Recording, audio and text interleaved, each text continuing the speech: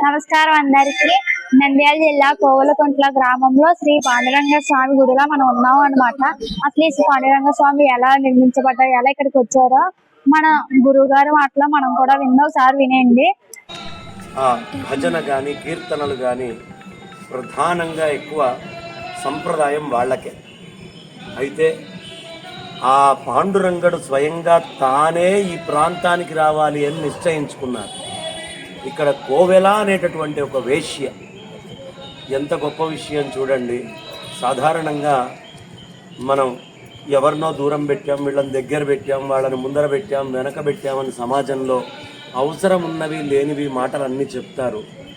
ఇక్కడ ఈ కథలో మనకు తెలుస్తుంది, ఒక వేశ్యకి కలలోకి వచ్చి నేను ఇక్కడ వెలిశాను, ఈ క్షేత్రం కట్టించు అంటే ఆ వేశ్యకి వచ్చినటువంటి మనస్సులో వచ్చిన సంకల్పం యొక్క సారూపమే ఈ క్షేత్రం అంతా కూడా.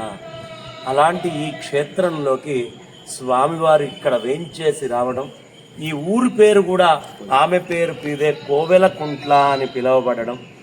ఇక్కడ స్వామివారి దగ్గర పెట్టేటువంటి పువ్వు వాడే స్థితి రాదు. ఎందుకయ్యా అంటే అది పెట్టే లోపలకే ఇంకో దండ వచ్చేస్తూనే ఉంటుంది.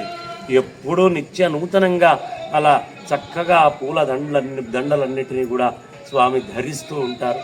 అంతటి మహత్తరమైనటువంటి ఆ పుండరీక వరదుడైనటువంటి ఆ తుకారాం ఆరాధ్య దైవమైన ఆ ఏకనాథుడు, ఆ జ్ఞాన్దేవ్, నామ్దేవ్ ఇంతమందిని తరింపజేసినటువంటి మహానుభావుడైనటువంటి చంద్రభాగా తరంగాల కోసం మనం ఎక్కడికో వెళ్ళక్కర్లా, మన కోవెలకుంట్లకు వస్తే ఆ చంద్రభాగా తరంగాలన్నీ దర్శనమిస్తాయి.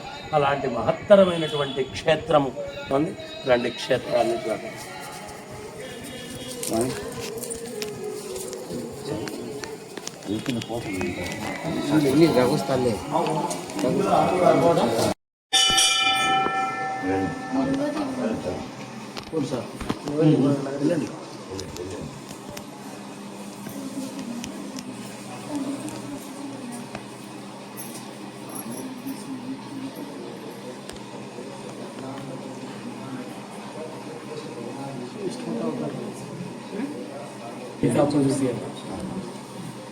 ధనుర్మాసంలో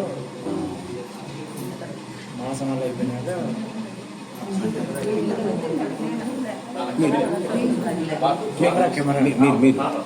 కెమెరా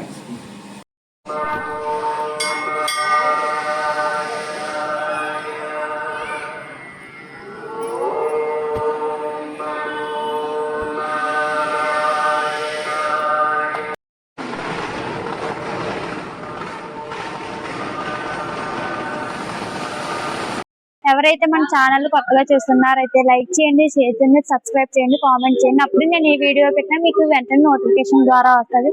థ్యాంక్ యూ అందరికి.